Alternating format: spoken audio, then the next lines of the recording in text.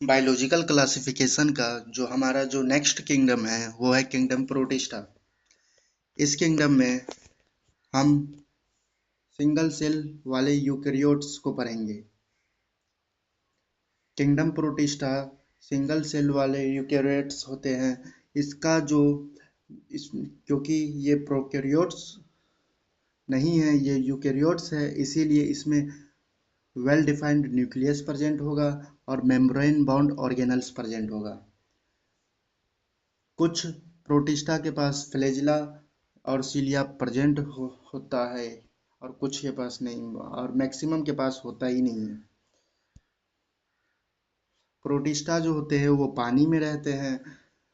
Protista जो होता है वो कनेक्टिंग लिंक होता है प्लांट्स, एनिमल्स और फंजाई का, जैसा कि हमने पिछले सेशन में देखा है।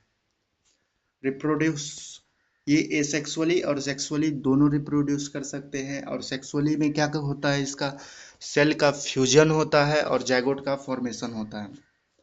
प्रोटिस्टा को chrysophytes, dinoflagellates, euglenoids, slime moulds और प्रोटोजोएंस में क्लासिफाई किया गया है। सबसे पहले हम बात करते हैं क्राइसोफाइट्स का। ये फ्रेश वाटर और मेराइन वाटर दोनों में मिल सकते हैं। ये माइक्रोस्कोपिक होते हैं और वाटर करंट में बिना कोई एनर्जी लॉस का तैर सकते हैं। वो भी वाटर करंट के डायरेक्शन में तैरते हैं। वाटर का जो करंट है या वाटर का जो फ्लो है जिस डायरेक्शन में होगा उसी डायरेक्शन में बिना किसी एनर्जी के खर्च किए ये चलेंगे। इसको हम प्लैंक्टन्स भी कहते हैं। अधिकतर इसमें फोटोसिंथेटिक होते हैं। इसमें दो ग्रुप्स को रखा गया है, डायटम्स और गोल्डन एल्गी। जैसा कि आप देख सकते हैं ये डायगाइटम्स है, ये गोल्डन एल्गी है। अब हम बात करते हैं डायटम्स की। डायटम्स क्या होता है? डायटम्स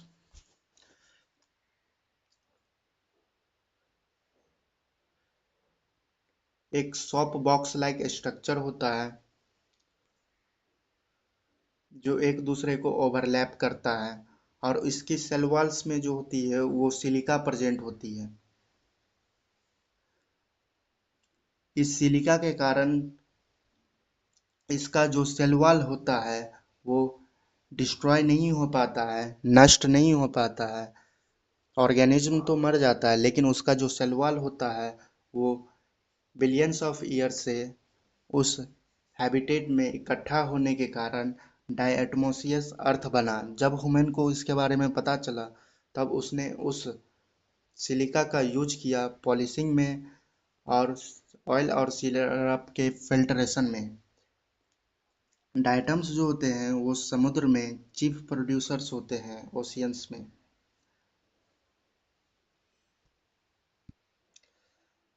अब हम बात कर रहे हैं डाइनोफ्लेजिलेट्स के बारे में।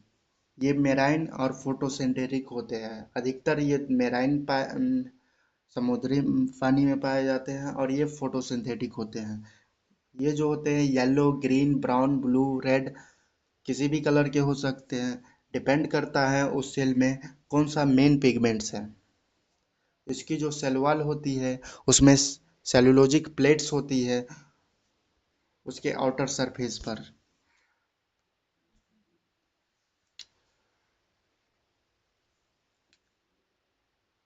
मोस्ट ऑफ देम इसमें अधिकतर में दो फ्लैजिला मिलते हैं। एक लॉन्गिट्यूडनली होता है जैसा कि आप इस डायग्राम में देख सकते हैं, एक लॉन्गिट्यूडनल फ्लैजिला है और एक ट्रांसवर्स है। दूसरा जो है ट्रांसवर्स है जो प्लेट्स के बीच में है। जो रेड डाइनोफ्लेजिलेट्स होता है जिसका एग्जांपल गोंगाइलेक्स है, वो बहुत ज़्यादा रैपिड मल्टीप्लिकेशन यानी बहुत ज़्यादा जल्दी अपना जनसंख्या को बढ़ाता है रिप्रोड्यूस करके। और ये जो होता है जिससे सी जो होता है वो लाल लाल दिखने लगता है जिसे हम रेड कहते हैं। इसके कारण क्या होता है, जो मेराइन में एनिमल्स है और फिश है वो मर जाते हैं क्योंकि ये टॉक्सिन्स रिलीज करते हैं। अब हम बात करने जा रहे हैं यूग्लिनॉइड्स के बारे में। यूग्लिनॉइड्स जो होते हैं वो फ्रेश वाटर ऑर्गेनिज्म होते हैं और मेनली स्टेगनेंट वाटर में मिलते हैं। जो रुका हुआ पानी है, जैसा कि आप डायग्राम में देख रहे हैं, इस पानी में मेनली क्या होते हैं, यूग्लिनाइड्स प्रेजेंट होते हैं और ये फ्रेश वाटर और स्टैग्नेंट रुका हुआ पानी में मिलता है। इसमें सेलवाल एब्सेंट होता है, लेकिन सेलवाल की जगह एक प्रोटीन से बना हुआ लेयर प्रेजेंट होता है। उस लेयर को हम पेलिकल कहते हैं, जो उसको फ्लेक्सिबिलिटी प्रोवाइड करता है, लचीलापन प्रोवाइड करता है। इसके पास दो फ्लैजिला होता है, एक शॉर्ट होता है, एक लॉन्ग होता है।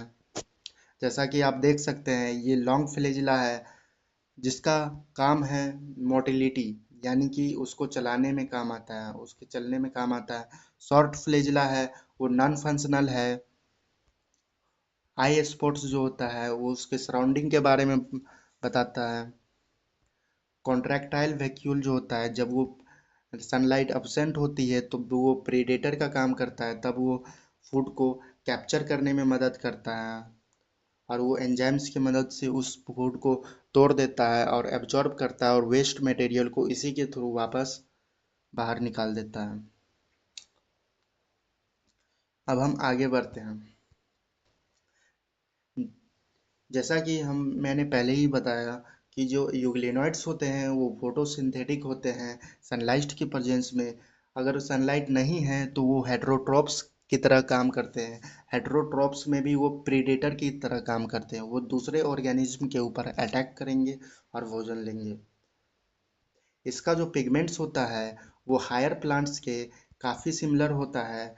आप हायर प्लांट्स के या बोल दो आइडेंटिकल होता है। और इस यूग्लिनॉइड्स का एग्जांपल है यूग्लिना, जैसा कि आपको डायग्राम दिखाया गया। यूग्लिना देखने में ऐसे अपीयरेंस होते हैं। अब हम बात कर रहे हैं स्लाइमोल्ड्स के बारे में। स्लाइमोल्ड्स को सैप्रोफाइटिक प्रोटिस्ट भी कहता है। ये जो होता है डेड ऑर्गेनिक मैटर को खाते हैं, इसीलिए इसको हम सैप्रोफाइटिक प्रोटिस्ट भी कहते हैं। ये सड़े गले हुए लीव्स विल्स को उसके ऊपर चढ़ के उसको क्या कर लेते हैं, पूरा निगल जाते हैं। इसीलिए हम इसको क्या कहते हैं, सैप्रोफाइटिक प्रोटिस्ट कहते हैं। जब सुइटेबल कंडीशन होता है, इट मीन्स उसके अनुसार जब कंडीशन होता है, तो ये आपस में मिलके देख रहे हैं एग्रीगेशन बना लेता है। उस एग्रीगेशन को हम प्लाज्मोडियम कहते हैं और ये कई फीट तक ग्रो कर सकता है, इस पर फैल सकता है। जब अनफेवरेबल कंडीशन आता है तब प्लाज्मोडियम जो होता है वो डिफरेंशिएट हो जाते हैं और फ्रूटिंग बॉडीज बनाते हैं। और फ्रूटिंग बॉडीज के पास स्पोर्स होता है, उसके टिप पे स्पोर्स के पास ट्रू वॉल्स होता है जो यही ट्रू वॉल्स उसको रेजिस्टेंस बनाता है इन्वायरमेंट्स के प्रभाव से, जिससे वो काफ़ी ईयर्स तक सरवाइव कर लेता है। स्पोर्स जो होता है वो एयर करेंट्स के द्वारा फैलता है। इसको आपको याद रखना होगा।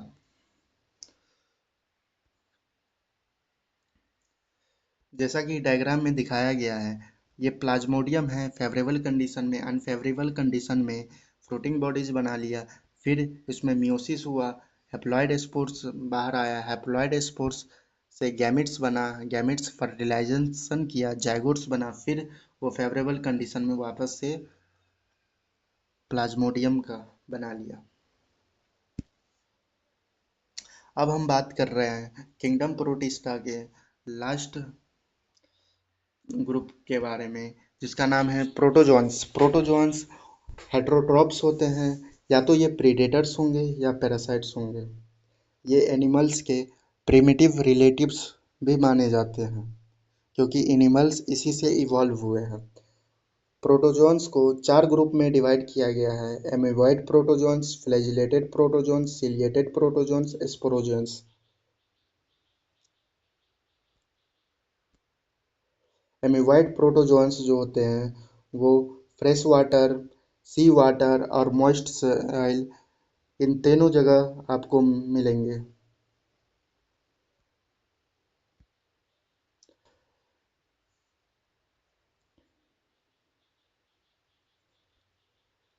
एमीवाइड प्रोटोजोन्स के पास स्यूडोपोडिया होता है जिसको हम फॉल्स फिट कहते हैं, जिसका एग्जाम्पल एमीबा होता है, जो मूव करता है और कैप्चर करता है प्रे को।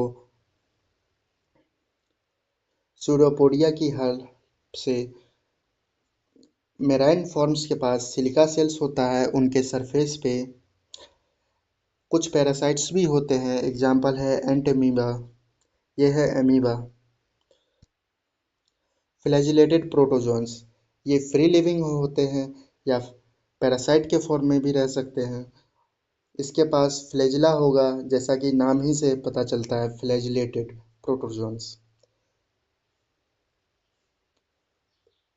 पैरासाइटिक फॉर्म्स डिजीज काउज कर सकते हैं, एग्जाम्पल है sleeping sickness. Parasitic form disease cause करते हैं जिसका नाम है स्लीपिंग सिकनेस। एग्जाम्पल है इसका ट्रिपेनोसोमा। ट्रिपेनोसोमा जैसा कि आप देख सकते हैं इस इमेज में।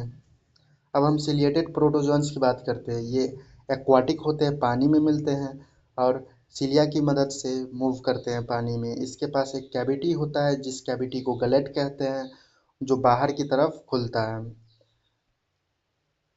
सिलिया के मूवमेंट के कारण वाटर और फूड उसके गलेट में घुस जाते हैं, एंटर करते हैं। इसका एग्जाम्पल है पैरामीशियम। स्पोरोजोन्स की बात करते हैं। स्पोरोजोन्स जैसा कि नाम ही से पता चलता है, स्पोरोजोन्स वो होंगे जिसके पास इन्फेक्शियस स्पोर्स लाइक स्टेज होंगे उसके लाइफ साइकिल में। उसका एग्जाम्पल है प्लाज्मोडियम, जिसे मलेरियल पैरासाइट्स कहते हैं। ये मलेरिया काउज करता है। हमारा आज का लेक्चर यहीं पे ख़त्म होता है।